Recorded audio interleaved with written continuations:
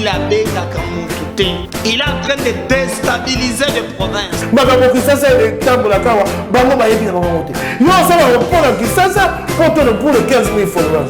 Le président Félix Antoine Tshisekedi a repris le projet de valider cette stratégie nationale.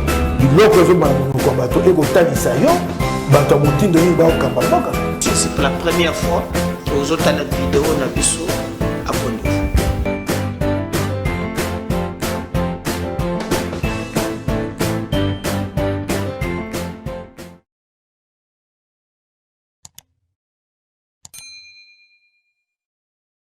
Merci Nabato Nyonso, Bazali branché, scotché, à ce net moment pour Nako Landabiso. Merci beaucoup. Vous continuez toujours à partager nos émissions. Vous continuez toujours à soutenir Abisso. Vous continuez toujours à liker. Vous continuez toujours à liker Abisso Bolingwana parce que tous les gens ont besoin. Bande Konangai. Tozala na bolingo ya kolinga Congo. Les hommes passent, les institutions restent. Des fois tu te poses la question, toza to atteindre niveau ya motema mabe moko ke bamboka musu bazana synergie bali kolinga na bango mais epa na biso on est prêt moto musu so koya pour ezwa succès. Même bao bazolo soi-disant les intellectuels ando ya koloba français na anglais babangi sakabato avion le bac anglais azaka fort na français yeso le français akata na kate azaka na ton ya ba britannique alors so linga bangi sa yo moi j'étais comme Mondolof alors ce que yo zo quand ndiko de vieux ça via comme Mondolof donc na kuposa na pembeni na yete nzoka moyibi. Regardez notre pays depuis l'indépendance style là. Baré bazo comme français. Oh moi j'étais à Québec, je suis à Sorbonne. Oh via Sorbonne, via Sorbonne. Pensa ye kakambok, akambok na Sorbonne, okolela. Na lobby nga komiko lingata muntu akoloba kiyaka. Malingi Congo comme ça na kiyaka. Et puis comme la Chine. Balo français, balo ki chinois. Mais tala mboka na bango ndenge ezalelo. Texte. Est-ce que nous avons un problème de texte? Loi toza nango ebele. Ba français mais assez ama et aussi to lobby. Mais pourquoi mon pays ne décolle pas? Même na peuple ango toza ndenge moko. Le fanatisme, le clientélisme, le tribalisme, le régionalisme, le népotisme. Nyon so ne sangani sika moko. Et puis c'est toza lelo. Mboka ni ne bato bakoza la te ini atana le kambo moko. Yo so kyoza na ngambo na nyonso ezaka malamu. C'est par exemple l'objet na moni procès moko ya Willy Bakonga ezongi na moni Eteni Longondo ezongi. Nous devons aimer ces pays. Beaucoup de monde a thème mabe à sa fande l'ordinateur ou bien le téléphone, lui ne cherche qu'à maloba ya mabe.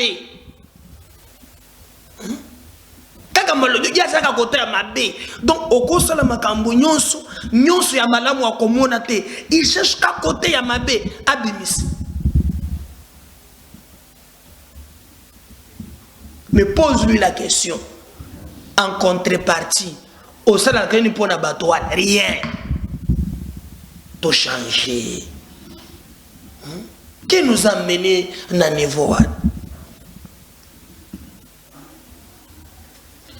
Merci quand même que vous n'allez pas bête le solo quand même comme moi les kabopo na moni tout cela quand même na bolingwa kolinga mboka. Tana niveau Assemblée nationale depuis dazo shirika kama moi sénateur de suppléant. Moi na yeko na Assemblée provinciale asa la suppléant. Yemo ngende sénateur. Papa, au macho qui tu baza kuna ba kolekisa. Ah. Si ba tcheboule na bango kone fo le kakono. Balobi o ba suppléant musu ba ko tchela bango ba poison. O suppléant tambula kana poison ba ko zotela ka position ya nini. Vere ka ke Dieu ba tuer na kati. Ba champion ba so le ba motiver lo. Bana ba argument. Mais quand est-ce que le Congo va décoller? Si c'est pour la première fois que vous avez l'émission, pardon, on vient de s'abonner. Sinon, pas si vous continuez à quand politicien lingayi bambongo, à colloquer le terme, vous comprendre. Même vous en avez TV, même vous avez na YouTube, mais vous avez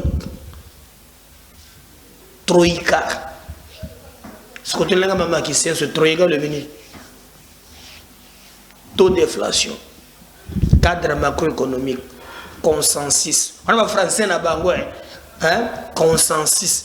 Quand il te dit consensus, c'est que le dialogue, pas qu'il y a le pouvoir.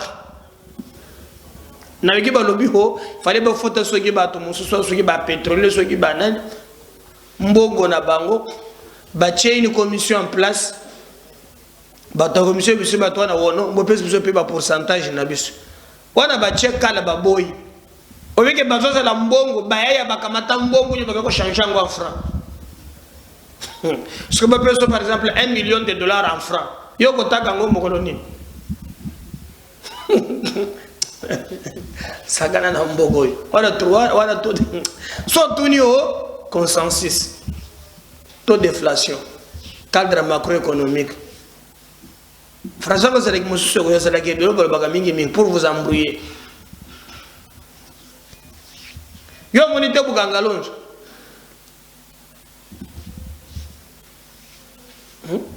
100 jours. 100 jours. 100 jours, ce qu'on a terme juridique. Double degré de juridiction. Vous comprenez là? Et qui 57 millions et qui a double degré de juridiction. Ça gagne un bon à français. Et ton gamakate, c'est là, au bango basali. Accès à l'électricité, accès à maille, soins de santé. Il y a des pays qui se développent du jour au jour. Bamoussou pende ba magistrat. Ba magistrat. Musalam totalana. Kanye malobaki avant bimana tongo bima talatal mitala talabana na yo. Yo pe. Avant bimo kende pai na domaine nyonso zali tala Congo. Tala bozunzamba pesa biso nketa tozana yango taleseka Congo eza soni. Le seul pays qui n'avance pas, c'est un détournement. Mais bon, Colombo, Kowana, bazana bassesse. Boka batu balinga mutakara lokala onanuna monate. Nanunam, je sais pas ce que moi aussi balinga mutakala lokala oyo. Non, nous sommes dans un l'homme, mais quand on tient de l'anga mobile, on a un extrait 30 secondes. On tient de 5 gigas par tient de l'anga mobile. Mais bamususu bazotonga banzela bamususu bazoko évoluer bamususu hein bazela rai bamususu biso kakaboy tokobeta le solo bande konangai ba journaliste awa Sabril toyebite nini koleka tokosolola na bino lelo tokobeta pe le solo na moi quelques misala obiso tozo mona ke il faut encourager yango mais na bisa ke bino peke chaque jour pour te likambo ya sécurité ya mboka na biso de ko intéresser biso nyos to ko beta pe li solo wana scandale mususu batu bazali ko mona ke za mabe selon bango bazo ganga au scandale makambo jila lingeti alobi na États-Unis alobi na Congo bitumba ezate ya mona kango kaka na TV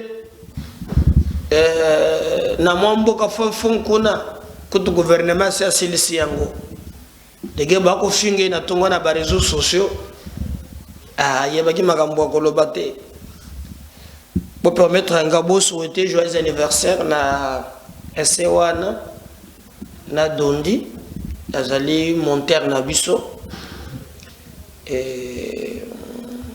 soki bomona ka bilili bomona kawana je viens na moyo bilili moko boy batu balongoli bakashi na biso o batu moko IDPS na samba zoloba tiseke du boy na boy ye monto akazole biso biyo ne komi ko sala rage akitaka na CGDPS azole bino bilili wana ndongo na ba Twitter c'est parmi ba vidéo na ye donc kombo na ye Dondi Mobutu. Donc Mobutu on est à l'hôpital mais on va voir comment ça va passer. Donc bon souhaiter joyeux anniversaire dans les âmes colonaye. Donc bisem ka bezo officiel to tombeli ye mazalaga na montraye moko bifle. De là je crois que bakenda ko régner kolo sunga ke makambo leka très bien. Partagez le lien Tobandi émission Nabiso Lelo. Qu'est-ce qui se passe entre les journalistes? Je crois que Bolandaki Ndengenini et Makambo et Koleka Israël Mutombo Yves Bouya tout le monde même bande comme ça ba koti en danse on ne comprend pas pero lurawa yepe mboka na biso tozo kende wapi est problème le longo ça analyse na ngai sur ce point problème il y a jalousie est problème personnel mais pourquoi et comme il faut polluer, pourquoi et comme il faut salake elumba solo batu nyonso ba mona yango ba makambo oyo biso to yebate bobi misa yango est-ce que c'est normal? Je sais pas aussi, c'est ça aussi notre particularité ba congolais les solo okutani na mutu li solo bokutani na mutu bobeta ki li solo bo solo la ki mes ententes koti bo balusi yango Israël Mutombo ce qui est vrai a salina ye classe ya journalisme te azaleke na efficacité ba musuba lobi kana laborantin. Donc, ayogolio musala ya kimunganga azalaka garde malade biloko ya bok misima kambo ebele.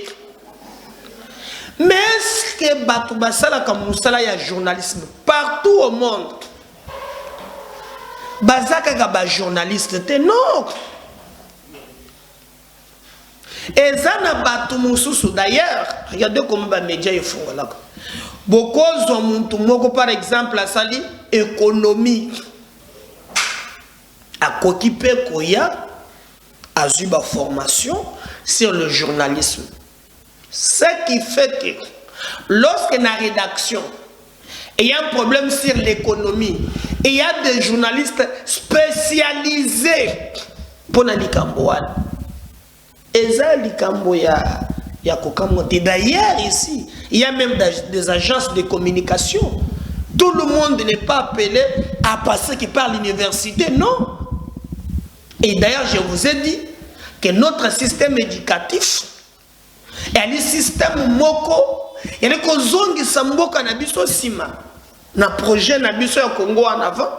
Sur le projet moko na le bête la katolo mikolonyonso que ce système des universitaires ne fait pas décoller le Congo. Ne fait pas décoller le Congo. Chaque année, au-delà des 100 000 diplômes de licenciés alongi na ye. Mais maintenant, sur le marché de l'emploi, combien l'État injecte à Kabango? Rien. Rien.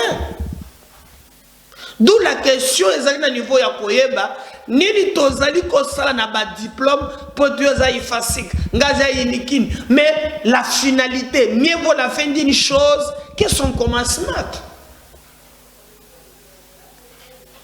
Bamboko eza développé, yali bamboko il y a plus beaucoup de techniciens que de diplômés. L'université tobo yangote, mais faut ezala au moins pour la branche moko spécialisée na lobi bonde konangai. OK, par exemple na Congo central ao okomona mabange zobota lokola mbuma. Jamais totika na kotiata ba école moko na Congo central eko permettre biso lo lenge nini tokoba la mabanga wana ba mususu ko ba carrière ya ciment to sala kayango te. Au na Congo central kuna wono bazotonga histoire ya Djogokao na Zingankuvu. Donc biloko boko en contradiction na développement na biso. On fait du copier-coller. Même notre constitution aujourd'hui, l'autorité française, l'autorité belgique, il y a des dispositions qui posent problème jusqu'aujourd'hui pour les appliquer. Le problème n'est pas il y a bah, diplôme na bani, mais le problème de rendement sur terrain. Est-ce que notre système éducatif est permettre biso de résoudre les problèmes na biso? Non. Non. Non. Est-ce que Togo Tongate école uniquement sur la pêche? Comment c'est la pêche? Banana biso. Même dans une année, Moutonzi brevet, ma yokrende baloba kambisi ndenge balamba kango ndenge basala katu. Biso comme na o université. Aucun auditoire 1000 étudiants. Besoin de communication. Mais communication, c'est pas un journaliste de la communication. Bah, quand on a la rédaction, on a un coupage, on a un journaliste, rien. Alors, les autres disent, que non, Israël, il y a des Gazawana, un laborantin, un journaliste. Un laborantin, un journaliste. Et des deux, aye kobe bisa musala ya journalisme nanin ba musoba lobi azola taka banzambala na yewana asuki wana te aye ko matana mama moko wana alatisiye kombona mamelo bango balobi mamelo wana akokite kozala il exagère. Maintenant, s'il faut se plaindre, est-ce que ça va journaliste va se plaindre? D'abord, on a éthique et déontologie journalistique. Est-ce que ça est interdit qu'on lata et la mao et la kawana? Parce que tout ce qui n'est pas interdit est permis. Oui. Est-ce que les alliés interdits, le code na éthique, il y a un journaliste, et définir l'amba ya kolata, na lo lengeni. Et si avec quelque chose se plaindre, vous ne voyez pas que ça malamu, que tout monata, bandeko o ya katoliko, baloba tete, papa, longo, et puis le bango dengeni. Bango dengeni. Parce que le journalisme, la communication, il y a une communication qu'on appelle communication gestuelle.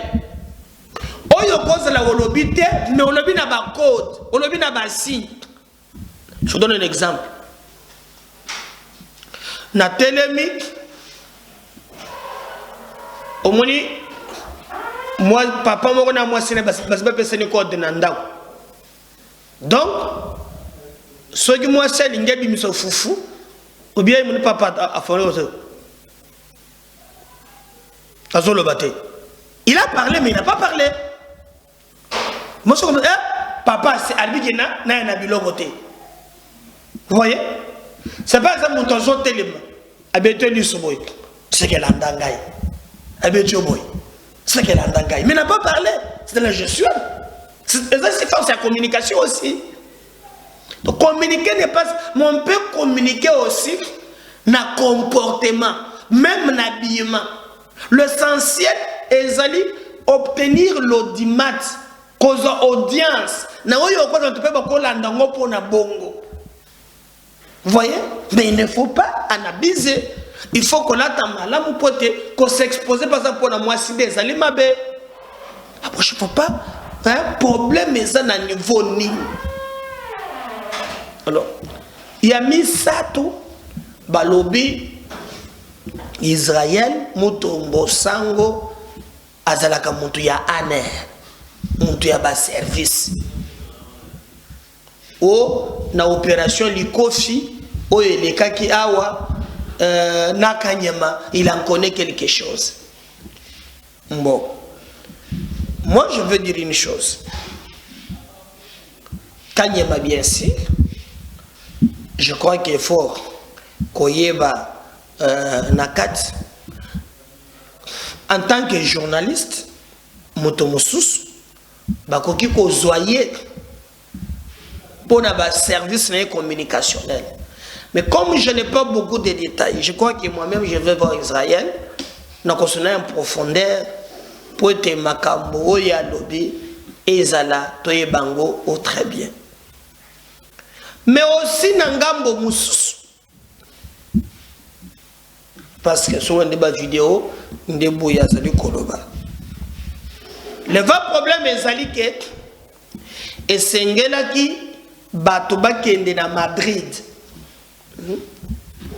Et selon Yves Bouya, ministre du tourisme Modero, akamata ki kombo ya Yves Bouya a chaki na liste. Et tango kombo ya Bouya et komaki na liste. Selon Yves Bouya, Israël Mutombo, Mutoa Bengi, Bango, Pona Kolobake, non, en tout cas, à Kokendete, à Fingaka Félix. Alors, lui a dit que Bayebi Sakiye, Pe Bayebi Batu Bayebi Sakiye, et Izali Batu Oyo, Bazali na ministre ya tourisme. C'est ainsi que Yves Bouya a voyagé à quitter.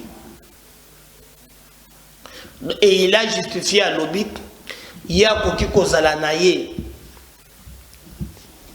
na opposition, journaliste, tirer le pouvoir, mais Koki peut voyager na ministre wana pour na service naye.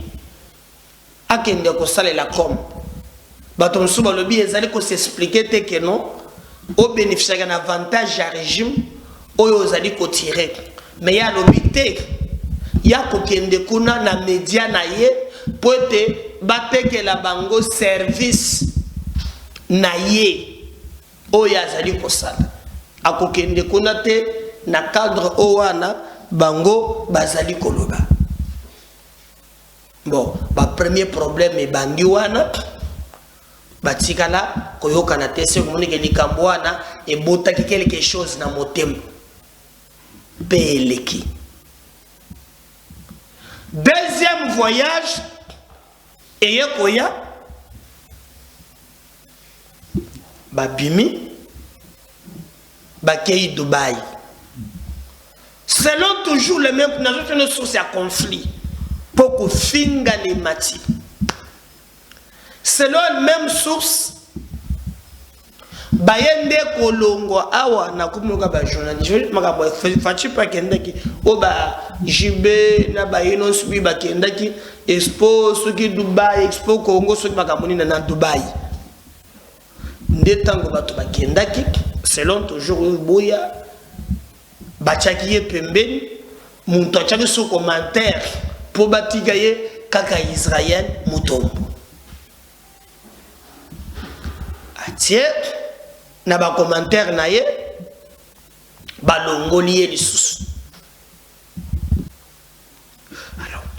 Ntango balongoli Yves Bouya précise bien. Alors les conseils, je voudrais le parcelle il y a président Topin. Parce qu'il a cité même ton nom. Son nom lobby Topin Mukengeshai. Il a cité même son nom. Yewana Mutoye Kobenga Modero Simba Kolobake Boy Mabouyate Afinga ka président Boyena Boy.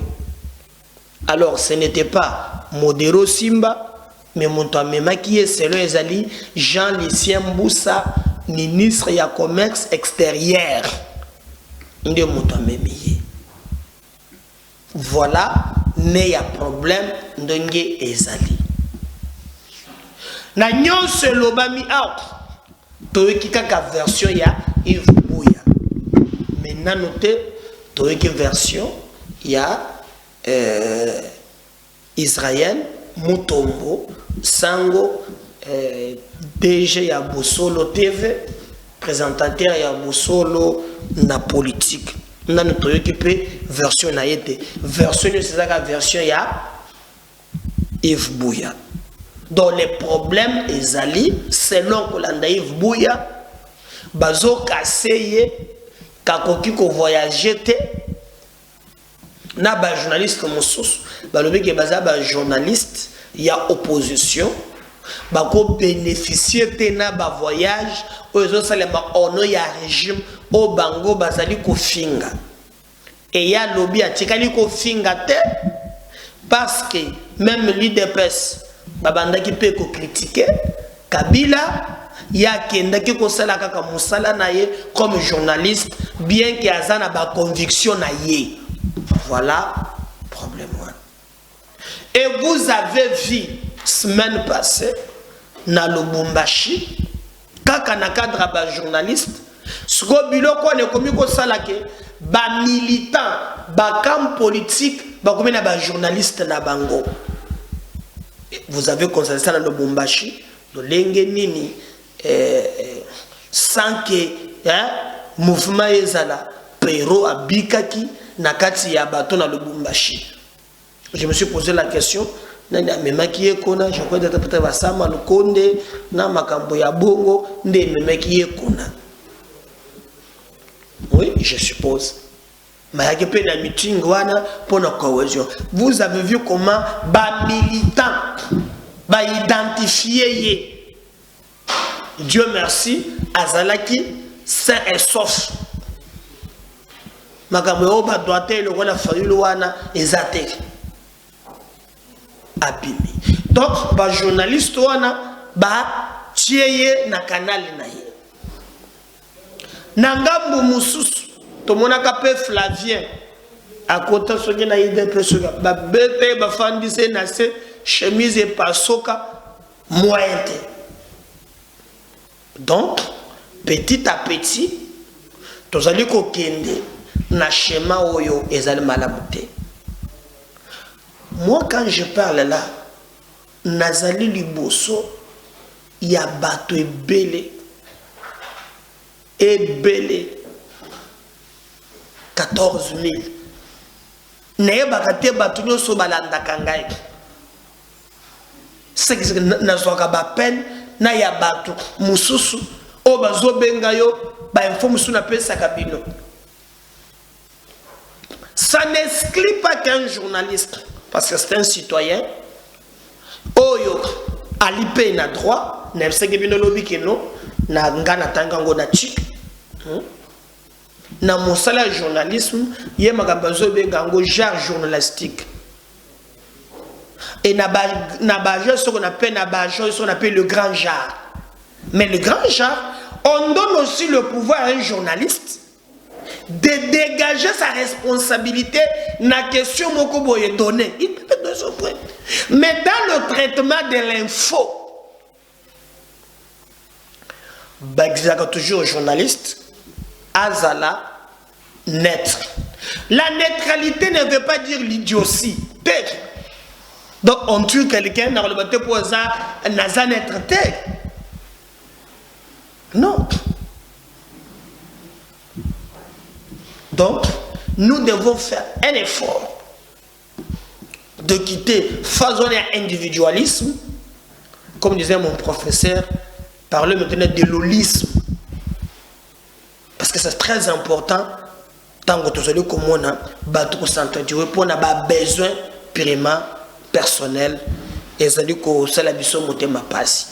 Nous, ce qui nous intéresse, ce n'est pas yakomona battu, bapotanaka, battu, babundaka. Non, biso tolingi komona mboka na biso ekende liboso.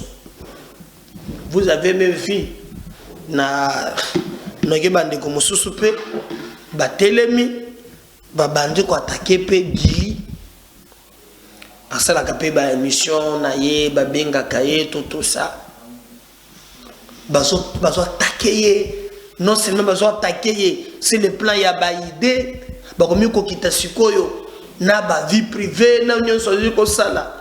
Est-ce qu'il y a pas ko se laisser te a kozonga le pas na babiloko na ye hein boya le bien na babat Israël ce qui combien a pesca bat moko donc on télé babat ce qui 19. Vous comprenez que tozo kende wa alors kango Gili pe akoya pa fon le pe babat na ye et que la kanga matoi kotanda go bidi donc que la scandale. Mais le Congo gagne quoi na nyonso wana? Rien. Rien. Moi je pense il faut tout à la défi où ils allaient bosser na biso. Tous appelés te ba distraire biso non. Total la défi ils allaient bosser na biso. Et moi je dirais aux autres de ne pas répliquer. Vous savez, quelqu'un a dit ne vous laissez pas dominer par le mal, mais au contraire dominez le mal par le bien. C'est le plus important. C'est le plus important. Nangambo Moussous, groupe armé bazana na Yorobi, na baïdé obisotoyoki, nous apprenons que la plupart na bango, bazali d'accord, il y a comme qui basa la réduction volontaire. Basa la réduction volontaire. Mais à peine à Bamoussous bazoboya. Bokolanda président, je crois que il y a Burundi. OYP asa président, azalaki na réunion wana. Balogi ba kisepe Tanzanie, soki Tanzanie na mboka musope babaki sami. Azope sa pe message, azope sa résolution. Nandengeni ni ba yokani ke ba groupe armé nyos oyo bako s'opposer na yango bako composer force moko mixte pour na traquer bandeko wana. Et il a demandé même ba rebelle oui ba rebelle oyo baza awa ataba baseli ba crime bazonga na mboka na bango ye akokende kolimbisa bango. Mais bayo bakoboya bakotikala bakotelema bakosibir regarde la loi. Biso tozali ko senga na mboka na biso utato banda ke biloko nyonso wana ba expert na biso baza kuna bayeba pas question ya au mixage brassage nyonso sauf ça. Hein? Tout sauf ça. Sauf ça. Oui. Oui, sauf ça. Jamais toyoka likamboan. Po bilongi na lakisa ke bino lobi. Et puis vous êtes dans la sonité. Hein? Vous êtes le Rwanda, vous êtes na table. Que nous sommes au Congo. Hein? Vous êtes le Rwandais. Na ko tsabi longi na bango mikolo nyonso mikolo ko tala bango tola oyo hein au Congolais vous jouez avec notre oh montant ça Congolais oyo yo moni kaka mayete oyo ça Congolais oyo Sony Zate. Sony Zate. Mais moi, ce qui m'intéresse, c'est que mais bisomoko, pas notre façon, il y a comme on a ma campagne. Oui, on doit parler au moins les mêmes langages. Oui, tout le bango pour tout le monde. Mais moi, je vais vous laisser suivre d'abord président de Burundi, on peut participer à la négociation. Mais il y a un lobby. Contrairement parce que Kagame y a lobby, nous sommes pas force naïe bango bakolobani, mais il y a au moins un lobby. Et nous allons voir ce qu'il a dit. Et nous allons revenir juste après pour nous continuer. Pour chiter na mission Nabiso ya lelo na MK Base officiel, la voix des sans voix. Et je t'en supplie, partagez les liens oyo avant toute la vidéo, partagez na batu mususu, bo liker. Ceux qui c'est pour la première fois que tu me regardes, abonnez-vous. C'est nga pe batu mususu na canal na yope ba s'abonner. On suit ma président Burundi à lobby. On va revenir juste après pour nous conclure. Merci. On a décidé de constituer une force régionale qui va alors s'occuper des opérations pour ramener l'ordre dans cette région. Alors pour cela, on a recommandé que les chefs des forces de défense de chaque pays, les commandants, les chefs de force vont se rencontrer dans 2 semaines pour planifier comment se fera l'opération compte tenu de cette situation. Et nous nous sommes convenus que dans 1 mois, nous allons encore nous rencontrer pour entendre le plan d'action qui sera présenté par les chefs des forces de défense des pays respectifs. Alors, je voudrais profiter de cette occasion pour aussi faire un appel aux Burundais qui sont à l'est du Congo. Comme je le faisais toujours, j'appelle toujours les Burundais, les criminels burundais, que ce soit criminels ou non criminels, qui sont à l'extérieur du pays, doivent rejoindre leur patrie. Si ils ont commis des crimes dans le pays, ils seront traités comme des enfants de la nation.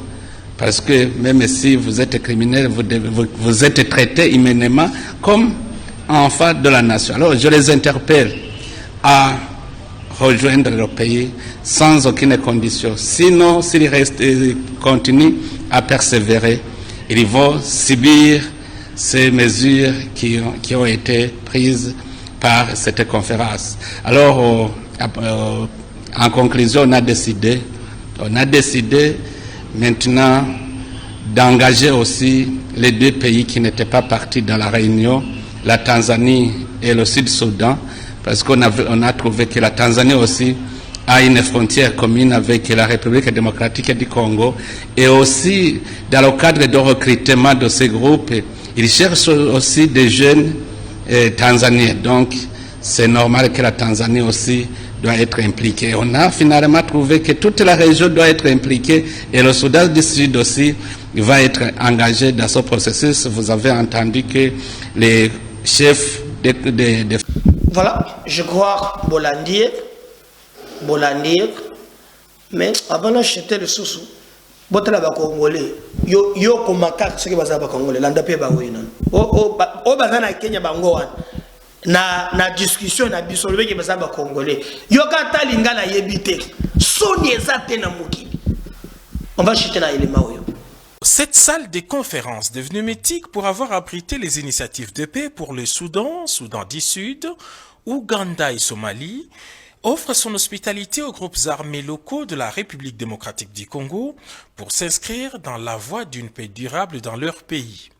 L'équipe présidentielle conduite par le mandataire spécial, Prof. Serge Chibangu, les observateurs du Rwanda, Ouganda, Burundi, des Nations Unies, de la CIRGL et la facilitation kenyane s'emploient à faire appliquer la résolution pacifique prise par les 5 chefs d'État de la communauté d'Afrique de l'Est avant de passer à une reddition coercitive. Les représentants des groupes M23 Runiga, UCL Kijangala, Raia Mutomboki, Twirwaneho Makanika, Twirwaneho Android, Ngumino Coalition FPDC et UPSP se disent très favorables à l'initiative prise par le président de la République, Félix Antoine Tshisekedi Tshilombo.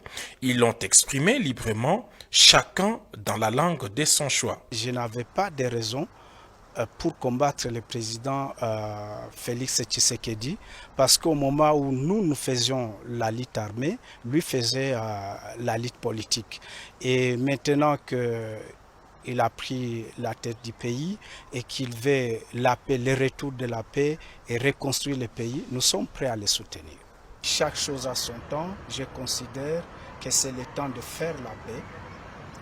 Nous saisissons cette occasion, nous saluons cette occasion et surtout que notre pays venait d'entrer dans la communauté de l'Afrique de l'Est par l'initiative de son Excellence Monsieur le Président de la République. Il faut que la RDC puisse avoir la paix, il faut que tous les fils du pays rentrent au pays et que nous tous nous puissions reconstruire la paix du pays. Nous remercions le président de la République, chef de l'État, son Excellence Félix Antoine Tshisekedi Tshilombo, pour prendre l'initiative depuis qu'il a arrivé au pouvoir. Il a fait son cheval de bataille qui est la pacification de l'Est de la RDC. Alors, nous, les groupes armés Maï Maï qui occupent dans ce coin, nous sommes vraiment très satisfaits et accompagnons cette vision du chef de l'État, surtout les programmes qu'il a mis en place du PDDRCS, qui va s'en charger à l'encadrement de tous les combattants. Vraiment, c'est une bonne chose que nous sommes prêts et encouragés. Donc, nous sommes déterminés à accompagner cette vision-là du chef de l'État. Nous nous louons d'abord à l'initiative du chef de l'État, mais notre attente est que les chefs de l'État prennent ses responsabilités comme il faut, parce que nous avons pris les armes pour protéger notre pays contre les agressions. Parce qu'il y a tas des agressions, il y a tas des étrangers qui viennent dans notre pays agresser notre pays. Napenda kupana message kwa wakongomani wote kama tunapasha ikara pamoja juu ya kutafuta amani, paske amani hatutaitafutiwa na wengine nchi isipokuwa wakati sisi peke tutasikia kama ni ya muhimu. Antuka epesi biso somo mingi ndenge tozo betama tozo boma maneti banyama. Antuka motomoko azo kanisa kolobela biso eloko moko te. Milolo nyonso to beta na gouvernement eyano ezate eloko moko baza usalela biso te. Na mayetori ko kotana awa eza pamba te pona makambo ya ba groupe armé, mais esengeli ba congolais baye ba ete na Sud Kivu problème eza les groupes armés te, mais aussi le problème politique et judiciaire. En tout cas, tobeti mololo na tandi maboko liboso ya chef de l'État, son Excellence Félix Antoine Tshisekedi Tshilombo, asa le labiso manso, aya nula biso pote tozwa biso pe elikia tozala nete bande kumususu bo ba Congolais bo bazana sembo. Tumekuja kwa mkutano huyu wametuitisha ili tuje hapa tutafute amani kwa nchi yetu. Na sio mara kwanza, hii mikutano tumetembea mara nyingi huko kwetu Kongo, tukitafuta gisi amani patikane kwetu. Na tumeongea zaidi na government yetu ya Kongo, lakini hatukufikia kwa lengo la kupata amani hiyo. Na tumekuja huku Kenya, huenda tunaweza tukapata bahati ya kupata amani hiyo.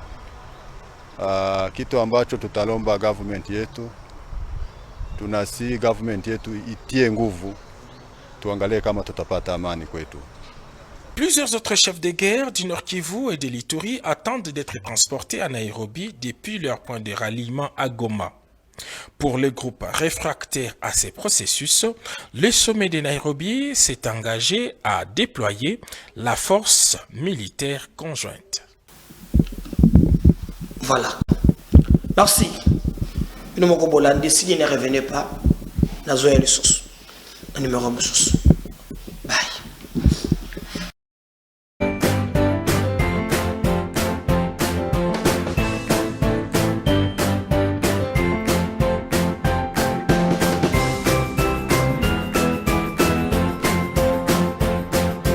Kabila Beta Kamoutoute, il est en train de déstabiliser les provinces.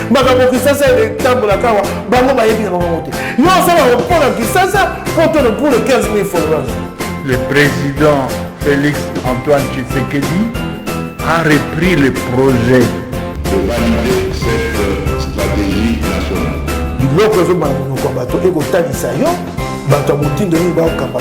C'est la première fois que vous avez une vidéo dans le